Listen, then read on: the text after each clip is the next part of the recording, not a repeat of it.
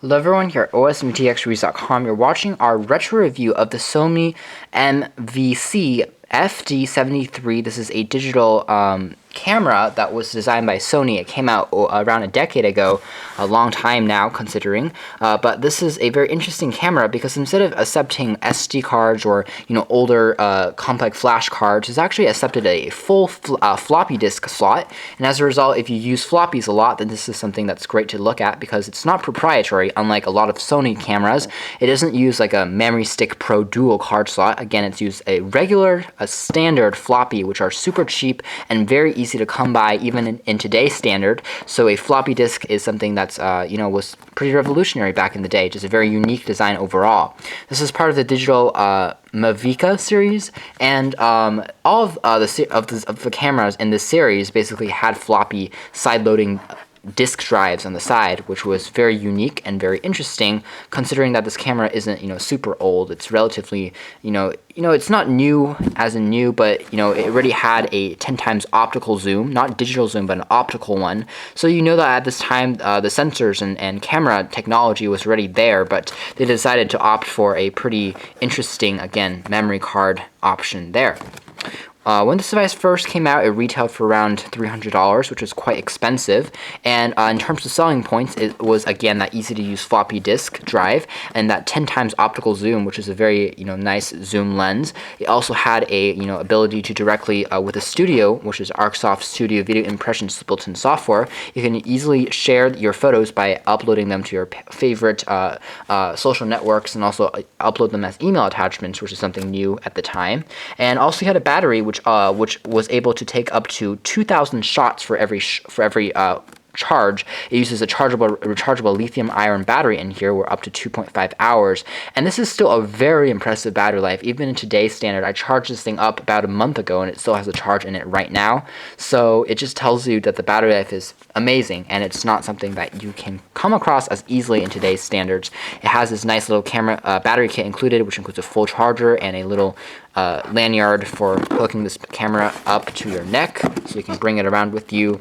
Copy, email, macro mode, floppy drive 2 times, optical zoom. As far as resolution goes, this is a very low resolution camera, only VGA resolution, and even at the time of this product's release, this was low. And that's because, again, they really wanted to minimize resolution in order to fit as much pictures as possible into the floppy disk drive, which is going to be really interesting to take a look at because resolution, as you might expect, is not going to be as high, but it's still pretty impressive for VGA quality images, and you'll see that. There's optical accessories you can purchase, including removable lenses for this product, and cases, and battery chargers, and secondary batteries, and there's a whole lot of stuff. And this device is made in Japan as well, not made in China.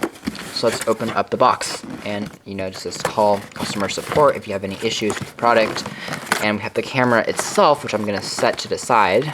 We have a lot of manuals and the battery charger and stuff like that, and that's all. It's a very heavy box, and it's a huge waste of resources to produce, but we'll take a look at some of the other accessories first. I've already taken out the AC power brick, and it really is a brick in this case. It's huge.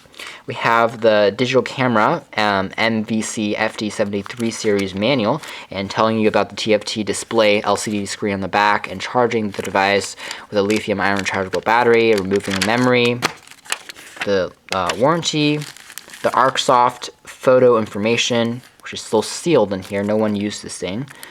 And we also have, again, some battery charger information for the exclusive battery charger, which you remove the battery from the unit and then charge it, and then you put the battery back into the camera, which is very unique, and we don't see that a lot in a lot of cameras. We have a warranty guide, another one. We have a Sony Online to create images for your t-shirts and for your different advertisements, emails, and beautiful prints and stuff like that using your camera. We have a limited warranty for the camcorder, important safeguards, which I don't even know what this is, liquid entry attachments, don't drop it in water, power sources are important, all the standard stuff. We have an envelope for mailing in the owner registration stuff. We have a guide to tell us about printing it. Oh, this is a exclusive printer. Well, this is interesting. You basically put in your floppy disk into this printer, and then you could print out images from the floppy. This is a really unique feature that you don't see a lot. I'm intrigued by this printer. It looks like a very small portable one as well. I'm gonna probably check this one out and hopefully review this for you guys in the future as a retro review. There's a Mavica accessory guide, including removable lenses. This is a piece of, you know, ancient advertisement that you probably never see again. And it includes that cool little printer that I was talking about that looks absolutely tiny. And a tripod stand by Sony, a xenon flash by Sony, some cases. What is this? A quick charger. You can see that accessories are quite pricey too. A charger is can be up to $150, and that's pretty expensive considering the camera itself was pretty affordable even in its prime. So expensive accessories, just not going to do any favors from the company. We have a built-in, oh, it's a little bit of a lanyard hook. It still is sealed in the package. I'm going to open this for the first time. It's never been opened in 10 years. That's interesting. And you can see that you have a, oh, this is actually Panasonic, so this is the wrong part, I guess. Someone just stuck this into the box. Don't know why it's there then, but it is new. So there's that. Okay, so now we're going to just take a look at the camera and show you what a decade-old camera looks like, especially a very interesting one. And the first thing you're going to notice is it's absolutely huge because it takes a full floppy disk, which is this big. Basically, the camera is as large as a floppy drive, and that was massive even in its day. Included in the box was a optional little lens cover, which you can use to protect it. And unlike a lot of cameras during this around this age, it didn't really fall off easily, which is good.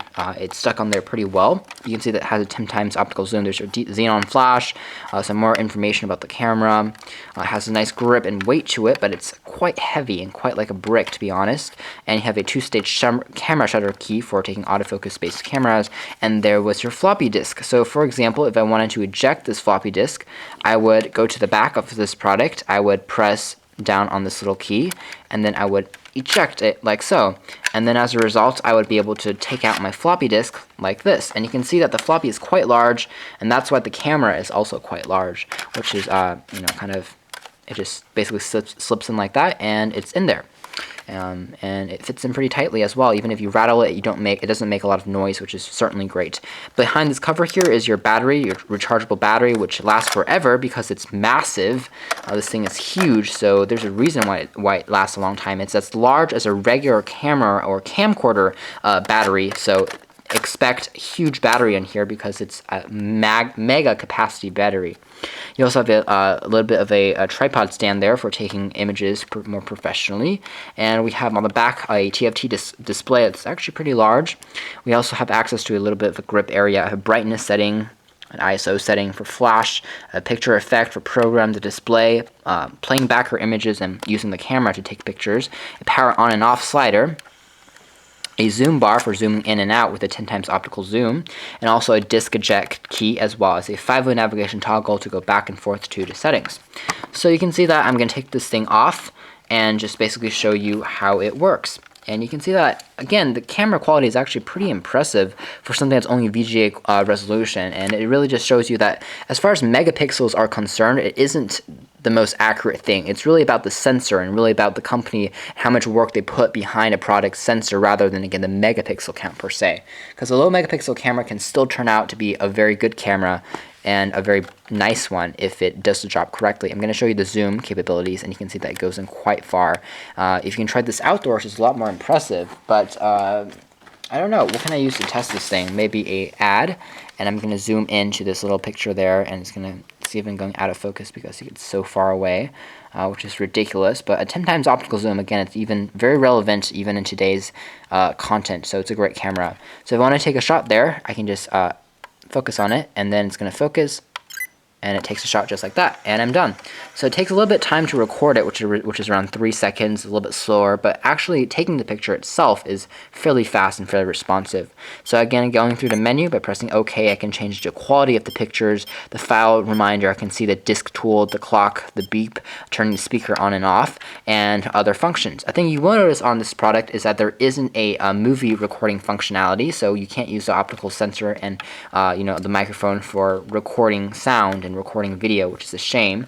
Probably because video content would take up too much space, and a floppy drive is only 1.44 megabytes, so not a lot of space at all. And that's because Sony did a really good job of compressing the images on here. They super compressed it in order to fit a ton of pictures on even a standard floppy drive, which is really impressive. And taking out the images and then loading on your computers and expanding them again, the images are actually pretty decent. They are slightly grainy, which you can tell, but as far as being able to focus into your details, you can select different modes for focusing areas. You can focus one part and have the background fuzzed out like a more professional camera. And as far as focusing goes and detail goes, it is pretty impressive, especially for, again, that quality of a megapixel. So overall, it just functions really well, has a great battery life. It does a great job of what it's supposed to do, and at the same time you can also turn the flash on and off, the brightness settings. Just overall a pretty impressive camera that I found to be actually very interesting to take a look at and pretty enjoyable to take a look at. You don't see floppy disk cameras very commonly at all, and especially nowadays since floppy drives are getting more and more extinct. I remember just around a year ago, schools, the public school system still had computers with floppy disk drives built into them. You probably still can find schools funded by the government that have floppy disk drives, and so if you took pictures with it, I still remember that you could load them onto your computers at school, so it's another pretty interesting feature. It's a very cool look back, again, at a very ancient Sony camera. This happens to be the Sony Mvc-FD73 Sony Mavica camera, which uses, again, a floppy disk loading drive. Thanks for watching this retro review here at OS and VTXreviews.com.